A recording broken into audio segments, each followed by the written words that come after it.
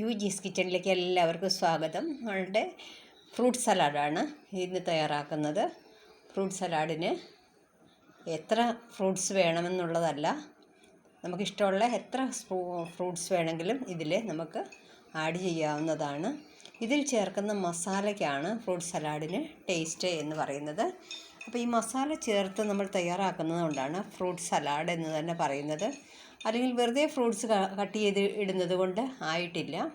അപ്പം ഞാൻ ഓരോ ഫ്രൂട്ട്സും കട്ട് ചെയ്ത് എടുക്കുകയാണ്.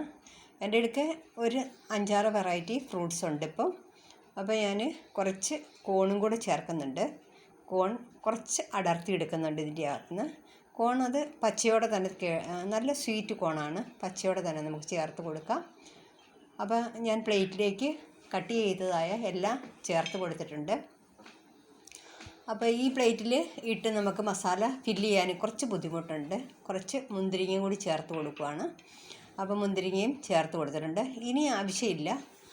അപ്പോൾ ആളിൻ്റെ എണ്ണം കൂടുന്നതിനനുസരിച്ച് ഫ്രൂട്ട്സ് കൂടുതലാക്കാം. മസാലയ്ക്ക് വേണ്ടിയിട്ട് ചാട്ട് മസാലയാണ് ഇതിൽ ഏറ്റവും ബെസ്റ്റ് എന്ന് പറയുന്നത്. പിന്നെ കുറച്ച് ചുമന്ന മുളക്, ഉപ്പ്, അതുപോലെ തന്നെ കുറച്ച് ജീരകം പൊടിച്ച് സെപ്പറേറ്റ് ചേർത്ത് കൊടുക്കുന്നുണ്ട്.